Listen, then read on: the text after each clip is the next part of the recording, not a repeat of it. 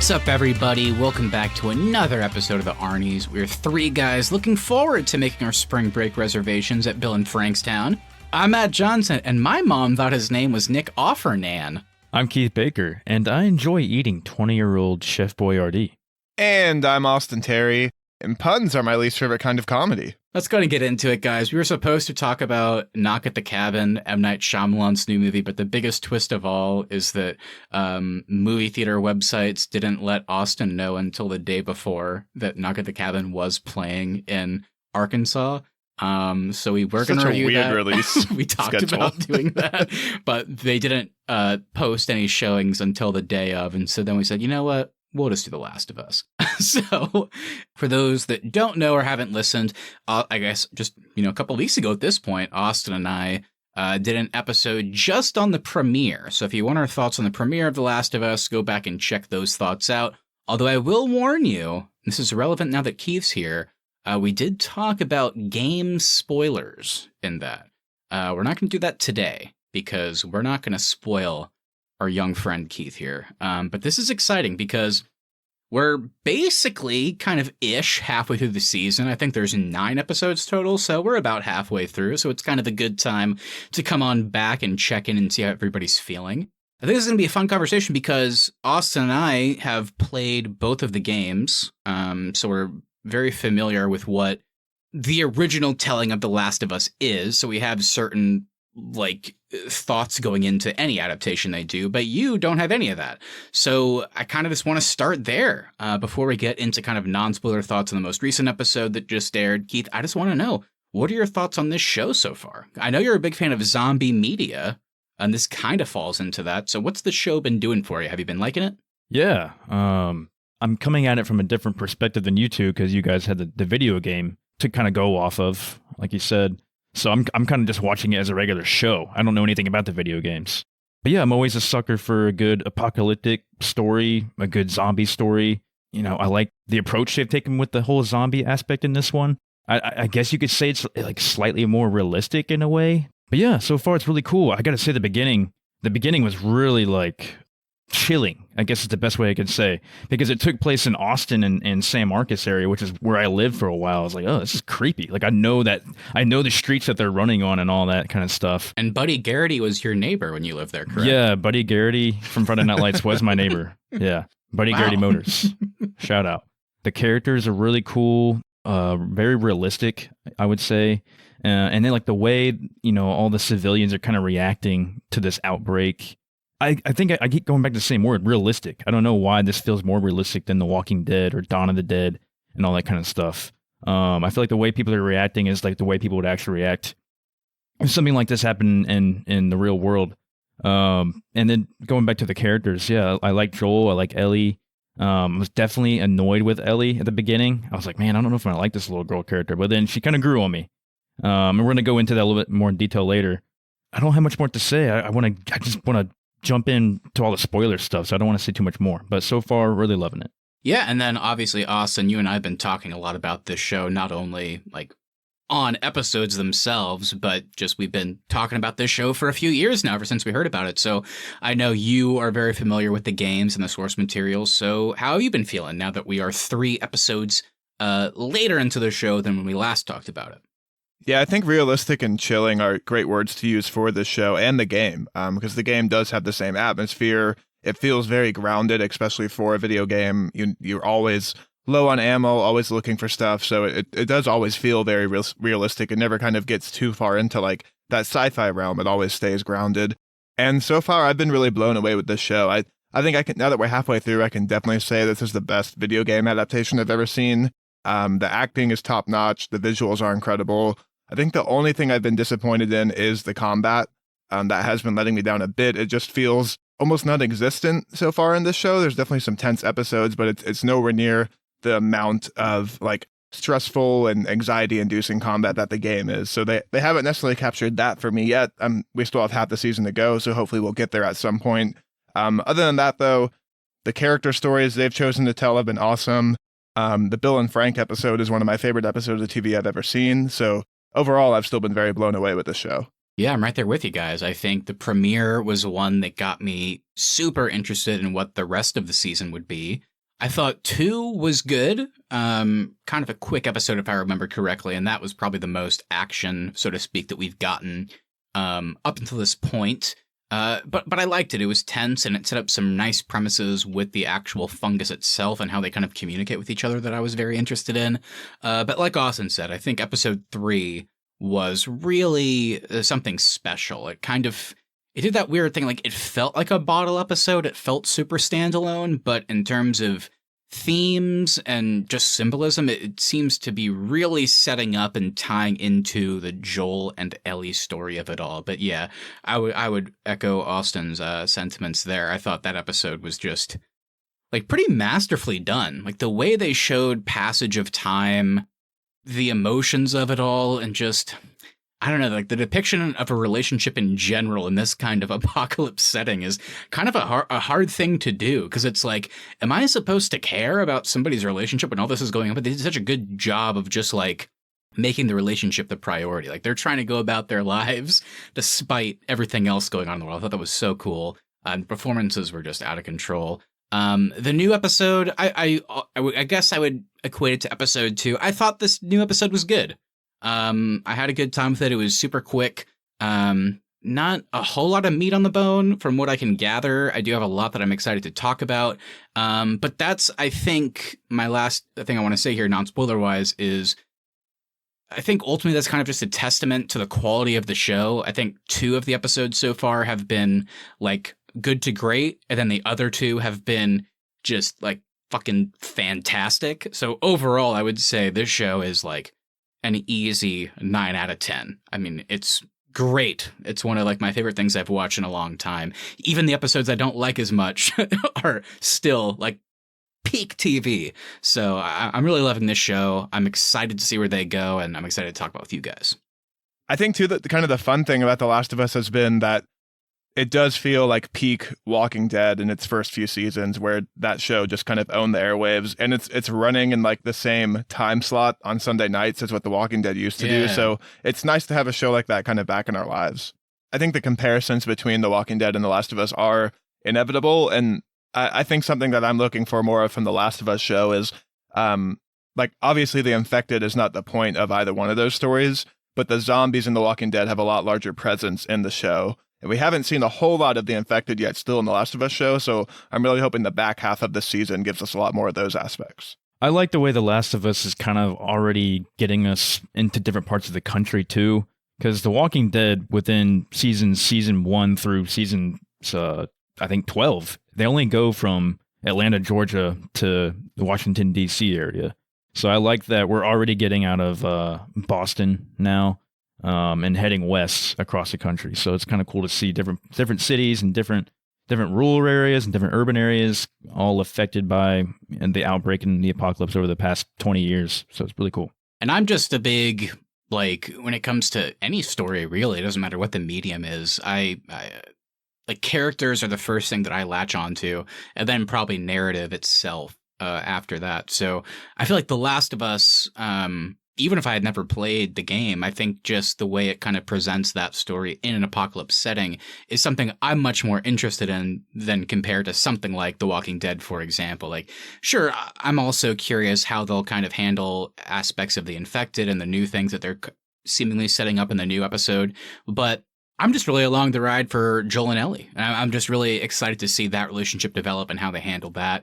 So that's something that I've always liked about The Last of Us, is it's very character-focused, which kind of sets it apart a little bit. So I'm excited to see that they're, staying true to that. So with that, I would say let's go ahead and just get into spoiler territory, guys. Very excited to talk about this with you. So if you have not watched the first 4 episodes of The Last of Us Season 1, we officially have to call it Season 1 because it has been renewed. So that's exciting. Make sure you go watch those over on HBO and then come on back because we'll be waiting for you. And before we fully transition, I want to ask potentially the most important question that I've ever asked on this entire podcast. Austin and Keith, if we were in an apocalypse and I've been bit, maybe shot, or things aren't looking good, would you mercy kill me, a la Frank? I think if you'd been bit or critically injured, I would. But if you just woke up one day and were like, I don't want to do it anymore, I'd be like, do it yourself. I'm not doing it for you. I love hearing it. If you Man, if you asked me to, and you couldn't, like, you weren't capable of doing it yourself, I put you down, my brother. As always, I definitely would like to use. I'm interrupting Austin because Keith has proved yet again he is my closest friend. Well, wait, hold on though. Maybe I might redeem some points here because I definitely wouldn't use I would definitely use a quick weapon. I wouldn't like bash your head in with a hammer or something like that. It should be a quick death. All right, you guys are back to tied again. Okay, I appreciate that.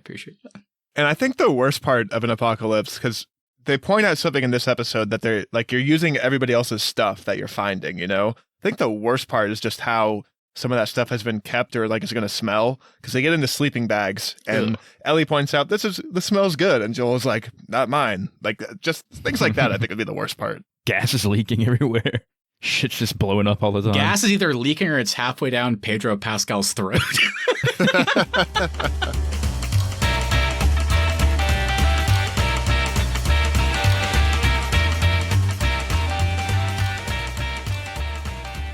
All right, everybody, welcome to Spoiler Territory. As always, Austin and Keith start me off with some cast and crew talk before we open things up.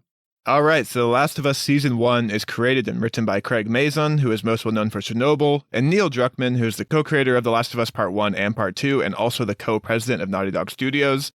Episode 4 is directed by Jeremy Webb, and our score for the show is composed by Gustavo Santaolalla, who is also returning from scoring the games himself. And going into our cast, we have Pedro Pascal as Joel, Bella Ramsey as Ellie, Gabriel Luna as Tommy, Anna Torv as Tess, Merle Dandridge reprising her role as Marlene from the games, Melanie Linsky as Kathleen, Jeffrey Pierce as Perry, and Pierce played Tommy in the games. We also got Murray Bartlett as Frank, and Nick Offerman as Bill. All right, guys, there's our cast and crew. Any positives, any negatives? What do we got?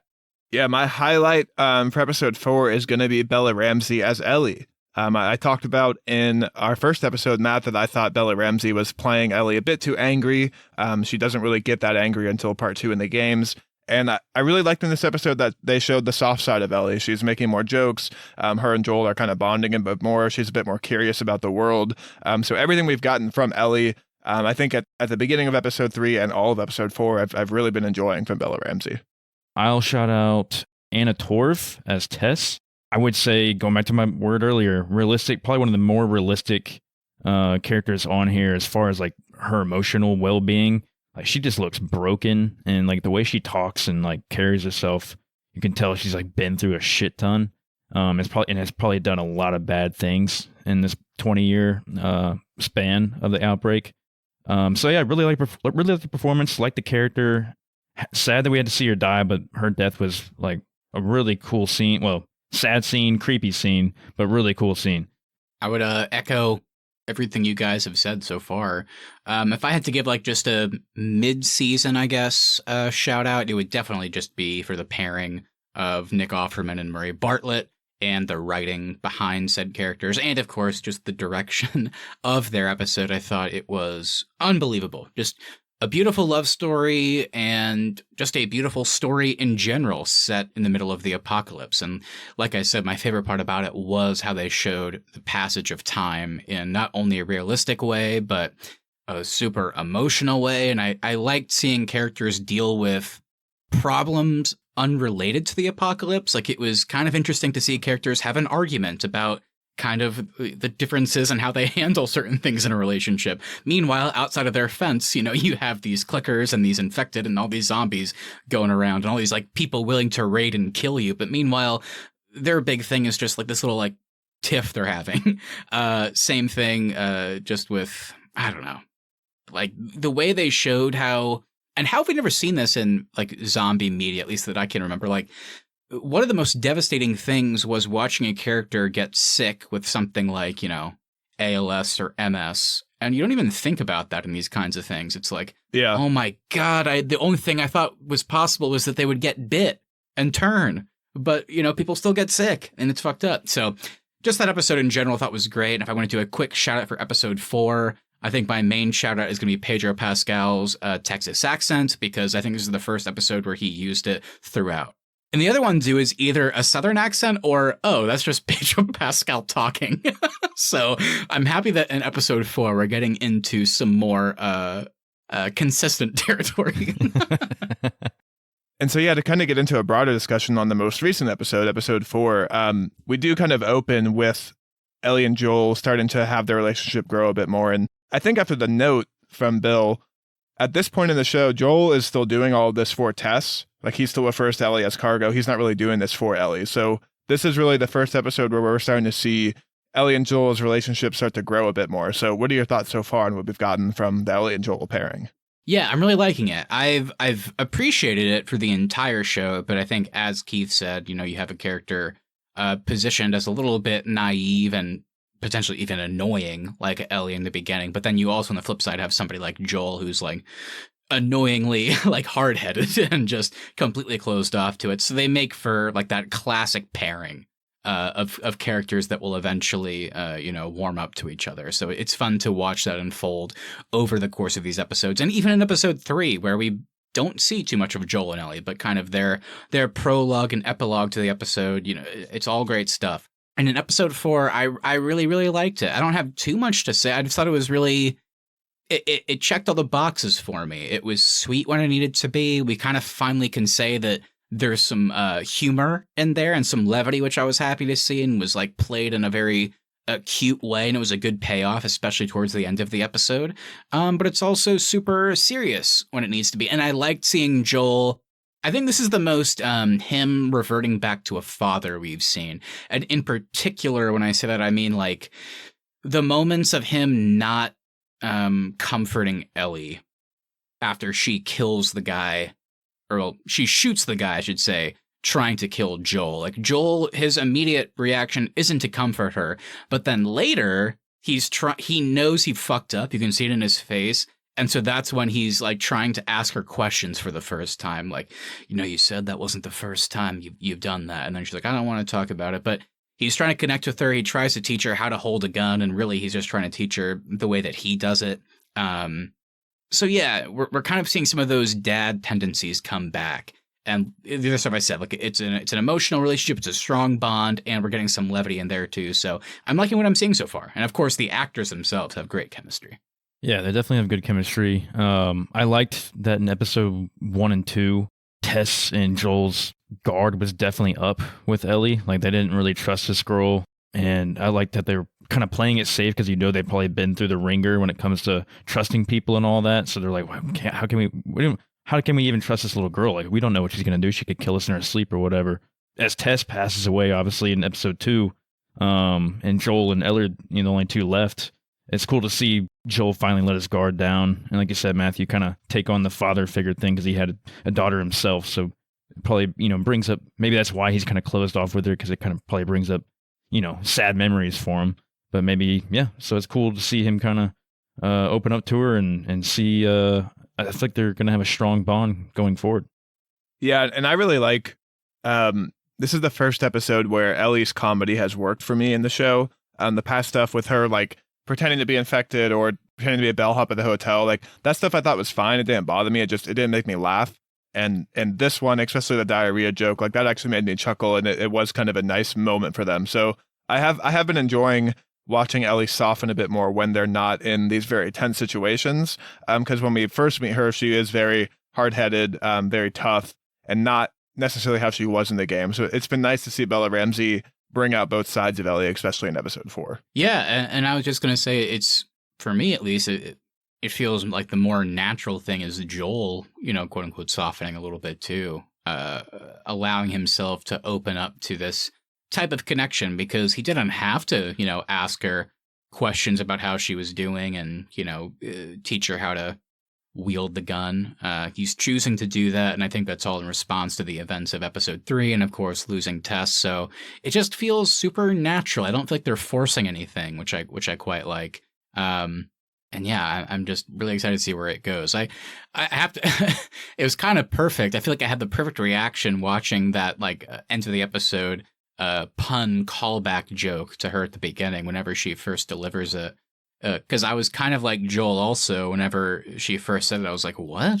Wait, what question is this? And then it leads into the pun, and then it almost was like my reaction was the same as his. Just like watching him like turn away, kind of laugh, feel bad about laughing, but then watching them both laugh and made me laugh out loud. So it was super cute. It was fun. And I think things as small as that writing-wise can have such an impact. I feel like watching how the characters interact in the future episodes, it could be like totally different. And I think just with jokes like that, you can open up that possibility. So loved it. Loved their relationship. And like we said, I mean, I think what I like is character stuff and plot in shows, particularly post-apocalyptic stuff like this. I want to see how they change the game, how they do things differently. We're kind of seeing glimpses at everyday life, and everyday life isn't something that we super consider when it comes to these types of stories. Usually it's really all about the infected or the zombies or whatever it may be. And in episode 4, we kind of got some glimpses into what this like revolutionary type group is doing in the middle of the apocalypse. And again, they don't even really reference like the infected in a lot of scenes. Like, yes, that whenever they go into certain buildings, they're like clearing it, they're keeping an eye out for it. But really, all of their issues stem from unrelated things. It's like, Henry and Sam, these characters did X or Y to me, and I'm pissed off. So now I'm going to get revenge. Like, that's what the story is. And it's just, it takes place like kind of within this apocalypse setting. So what do you guys think when it comes to like episode 4 and just the series in general? Are you liking getting kind of a glimpse at this everyday life of these people during this like crazy time? I just think it all feels so much more fleshed out because the Kathleen character is new from the game. She's not in the game. So whenever you get to the city in the game, it's kind of just a faceless faction that you're fighting, and you could just kind of, they're the guys that are hunting you, so you're killing them all. So, and at least in the show, they're really fleshing out the people that you're encountering. And I'm sure it looks like just from the glimpses of the next episode, we're going to learn more about this faction, more about this Kathleen character. So I think it makes the game feel more lived in.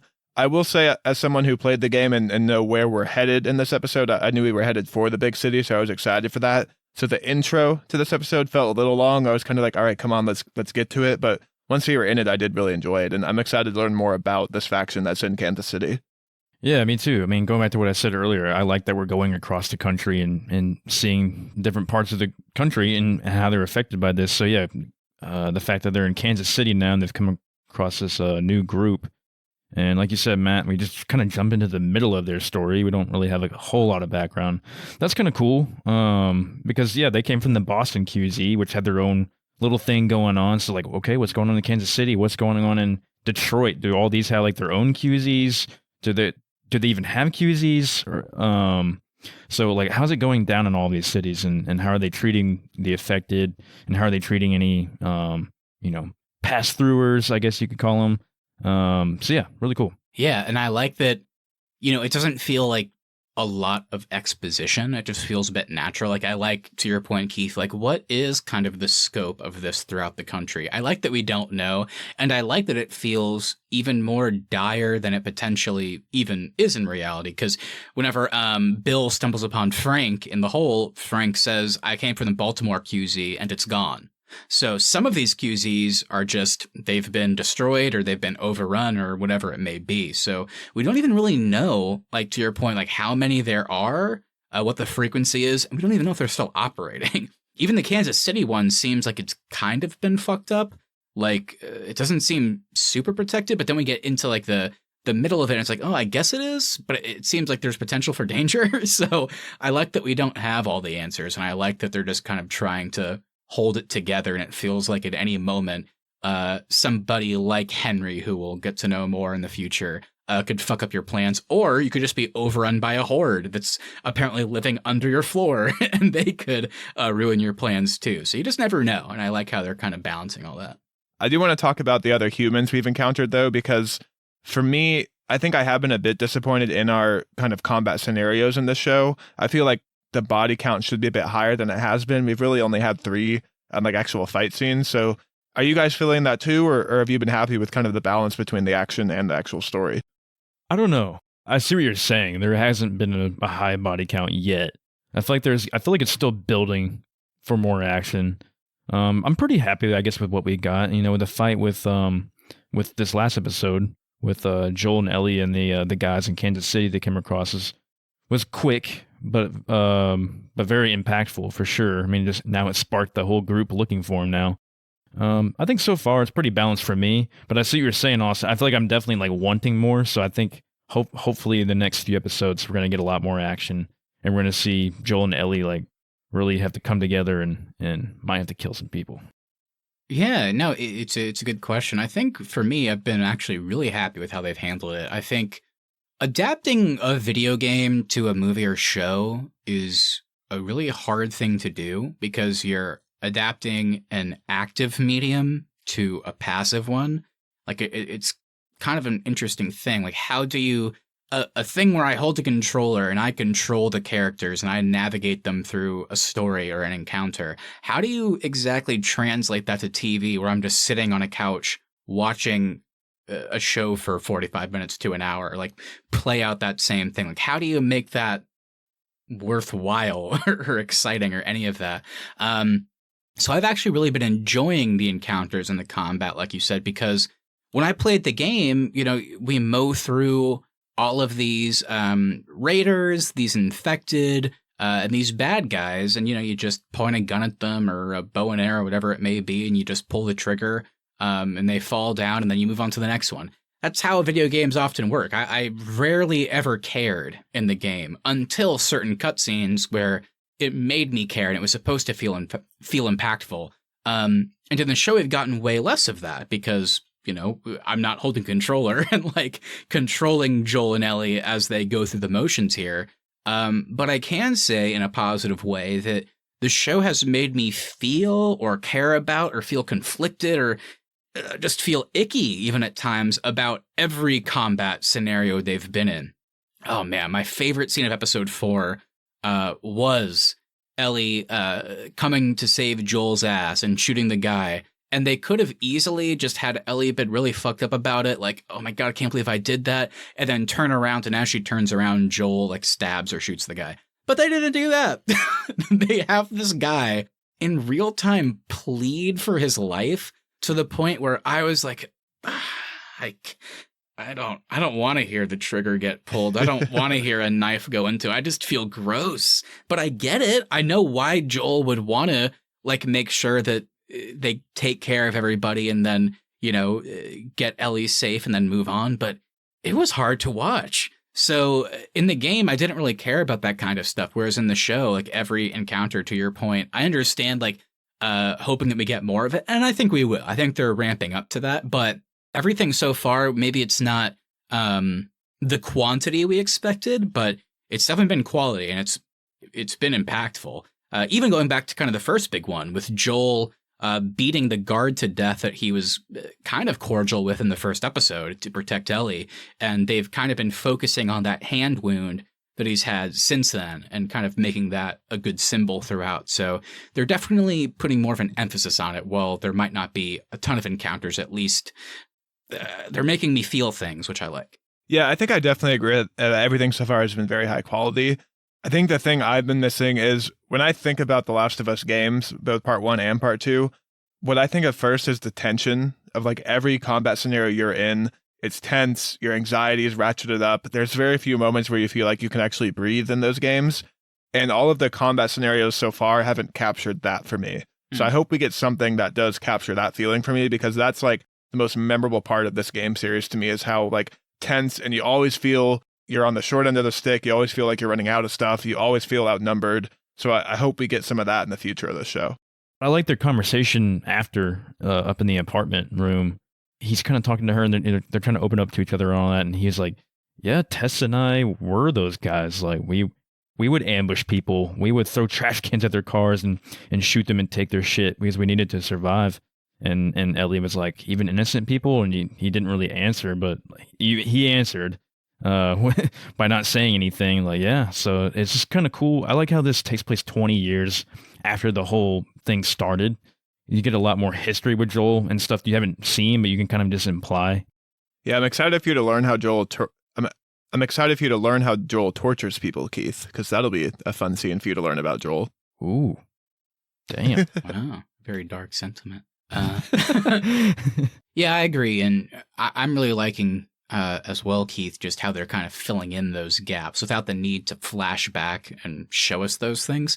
And maybe in future episodes they will flash back. I don't know. But I think despite that, with exposition and just dialogue scenes, they're doing a good job of kind of informing us about these characters, which is setting them up on really good arcs. So, it's always good to see. It adheres you to the character, but it also makes you feel wary of them. And I think that's kind of a good thing to feel. And Ellie's a great POV character for those feelings, and us as the audience. But I guess, before we kind of start to close out here with some final points and expectations going forward, I did want to ask you guys about a character in episode 4 that we've mentioned, but it kind of fills that same role as well, with Melanie Lynskey playing Kathleen, the presumed leader of this group in Kansas City. And they're trying to find and kill, I assume, some characters named Henry and Sam.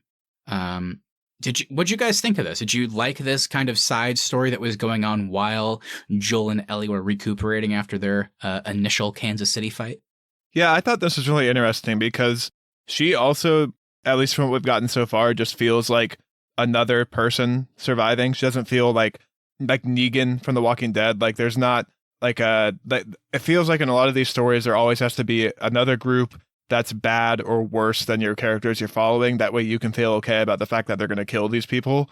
And it doesn't feel like we're going to get that with this character. This just feels like another group. They've walked into their territory. They're trying to maintain their area, and they're going to be at odds. So I'm excited to see how that plays out in episode 5. Yeah, no, it's really cool though. Like I said, it's a cool localized story to Kansas City, and what's going on there, and how these people are living their lives and all that. And this lady Kathleen, I liked her conversation with the doctor guy. Mm-hmm. and how he was like saying like, "Hey, I delivered you," and like I held you in my hands. He was kind of like trying to play into her soft side and all that. And then she's like, "Dude, does he need a doctor?" Whenever they said no, she goes and ups and shoots the guy immediately. It's like, oh my God. I also like that she was kind of calling that guy out for being a hypocrite of like, it sounds like this guy has ratted out other people. And so like, I really like the scene where she's like, are the circumstances correct now for you to talk to me, when she like puts a gun to his head? Like, I thought that was great. Yeah. And she clearly lost her brother, I think she said, in a similar type of situation. So I don't fault her at all for, now being the one in charge and wanting some payback for the people that might have been involved, which it sounds like the doctor is adjacently involved because he knows where Henry is, and Henry was directly or indirectly responsible. So all that kind of stuff. It was fascinating. And again, I take that as a win for this show, because stuff like this, should we be super concerned about this in these types of stories when we have our main characters, Joel and Ellie, going on the hunt for the cure to all this, trying to find this, mythical firefly, like a lab where they can maybe find a cure. But we keep stumbling upon these interesting stories like this one and Bill and Frank and all that. So I just think they're doing it really well. And I don't know, man. I'm just excited to see this story continue too, because I have to imagine episode 5, it's not going to be like the Bill and Frank thing where that was a singular story. I think we're going to get the conclusion, or maybe not the conclusion yet. Maybe it'll be a little bit longer, but you would think we're going to see kind of this crazy stuff going on in Kansas City resolve itself, and Henry and Sam and Joel and Ellie.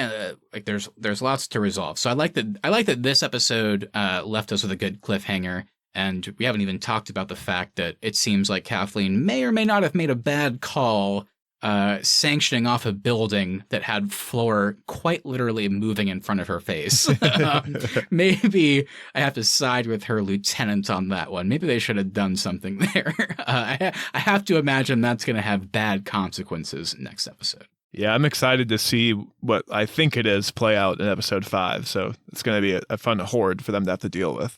I don't know the potential of the infected, I guess I could say, is yet. Yeah. All I've seen is what they've fought in Boston. And then I guess that's about it. So I don't really know enough about the infected yet to know what they're capable of.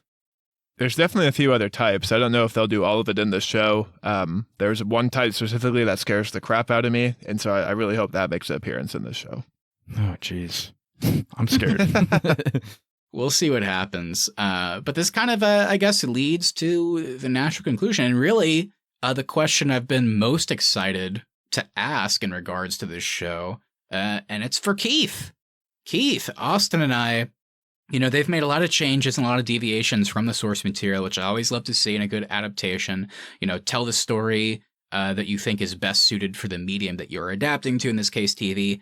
But obviously for you, somebody that doesn't know what to expect, I want to know, what are your expectations for the second half of the season? What are you hoping to see? Where do you want to see it go? Where do you think it'll go? Any theories? Just anything. Just what are your kind of thoughts in general? Yeah, I do think they're going to be in Kansas City just a little bit longer. I don't foresee it being longer than maybe 1 or 2 more episodes. I do think they're eventually going to get out of Kansas City and make their way to Wyoming, where he thinks his brother Tommy is, and maybe they'll find Tommy towards the end of the season. I'm thinking the end of the season is going to end with him finding Tommy and Marlene. I do foresee some scary moments. I think we're going to come across a lot of scary infected. Ellie and Joel are going to really have to gun up here and get their shit together and become like a tactical force to get through all this shit. So, yeah, I'm excited though. It's a fun show so far. For me, I think they're nailing it on all fronts. They're really nailing the characters.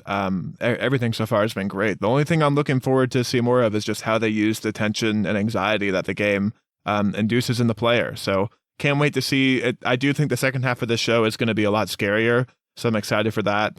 I'm excited to see some more characters from the game come in and out and see how they flesh them out in the show. And then I also just want to see like what different types of infected will be making an appearance in the show and the type of situations that Joel and Ellie find themselves stuck in throughout this first journey. Absolutely, yeah. I'm right there with you. I'm just excited. I don't know. And the thing that I keep coming back to is I'm just really looking forward to seeing the Joel and Ellie dynamic continue. And I want to see it blossom. Maybe it falls apart. Like I don't know how they're gonna handle it or what they're gonna do. But I'm just excited to see them continue to build, particularly after this episode where it feels like they got kind of close for the first time and had some great moments. So I'm excited to see more of those. I'm just excited to learn more about them. The story, frankly, at this point, they've earned enough like goodwill with me that if they changed it completely from the game, I really wouldn't care. I'm just excited to see these characters go on this journey, and I'm just feeling really good. I don't know. Like I think I know what's going to happen, but I don't know. It still feels new and fresh and exciting. Like Austin, like for us, isn't it like funny? Because I know we've talked about like, whenever Friday hits, we both kind of get that adrenaline hit of like, oh shit, the weekend's here. That means, we got a new episode of The Last of Us in a couple days. But we know the story. So why do we even care all that much? I think it's just a testament to the writing and the team and everything. So yeah, I just can't wait. And we can bring it up now. I don't know if you guys saw this, but because of the Super Bowl next Sunday, they've announced that episode 5 is actually going to drop on HBO on Friday. So it's coming a little early. Ooh. All right, guys. Good stuff. Really happy that the 3 of us got together this time to talk about The Last of Us. I've been really itching to hear Keith's thoughts on the show and where he thinks it's going. So this was a fun one. So yeah, I guess before we close out here, we have to do some Arnies Podcast Awards, the part of our show where we get together and we, give out an award. It can be for something positive. It could be something negative, something in between. It doesn't really matter what it is. It's just something that we feel deserves specific praise in either direction. So, Austin or Keith, who's starting me off today? Who's feeling like the Oscars are here, but you have an award that's better than anything that they're going to do? Well, I do have an award, and I don't think the Oscars will be giving this one out. I'm going to give the Gun Safety Award to Ellie, because every time she has played with a gun in this show, she has made sure to fully unload the gun and also exit the round in the chamber. So I'm proud of her. She's teaching gun safety to the young audiences watching The Last of Us on HBO Max. I hope the young audience isn't watching the show. I want to be able to handle a gun just like Ellie does. Oh God, we have to. I never want to hear that. Wow, it's my favorite character, Ellie. She's my age. It's like Ellie action figures now. Oh no. Hey, Mom, do you think I can use a handgun? Because Ellie on The Last of Us did. It's dumb. This is kind of the same award as the Best Omelet Maker Award, which I've done twice now, I think. So I'm just going to give out the Best Chef Award, and that goes to Bill. Bill knows how to cook rabbit. Bill's food did look good. He knows how to pair it with good wine. This guy's a master in the kitchen. So got to give the Best Chef Award to him. And I did want some of Pedro's coffee as well. That looked good to me in that little pot. Yeah, unfortunately, Keith, while your award is very fair and Bill deserves that award, my award ties into a negative. While Bill is, by all accounts, a master chef, particularly when it comes to the apocalypse, he's not a master at some other things. And the main thing, I guess, would be cleanliness, because Joel tells us pretty straight up in this episode that his sleeping bag smells like shit. And that's on Bill. And the reason why he gets this award, and I feel like it's fair to give him, is because multiple characters, Frank, Ellie, Joel, at least, all say, hey, this guy has hot water and the ability to bathe. And I guess he just chose not to. So that's on you, buddy. So you're a great chef and you deserve your positive award, but I have to give you a negative one just to balance things out and keep you humble. There's also a solid 6 inches of dust on everything in his house. That's gross. Great point. Why did they never fix that? Fix that. That wouldn't have been that hard. But Bill did not for 4 years when he was living alone. He was too busy watching the infected get their heads blown off on his TV. It was pretty fun. I give him credit. That was good TV. All right, everybody. Well, with that, thank you all so much for listening. If you enjoyed this episode, make sure you hit that follow button so you never miss our upcoming content. Also, if you wouldn't mind sharing this with a friend, we really appreciate that. So we continue to grow our show. Please leave us reviews as well. Even if you don't want to write anything, leaving us a 5-star review over on Apple Podcasts, Spotify, or wherever you get your podcasts just really does help us out. At the Arnies is our social, and the Arnies.media is the website.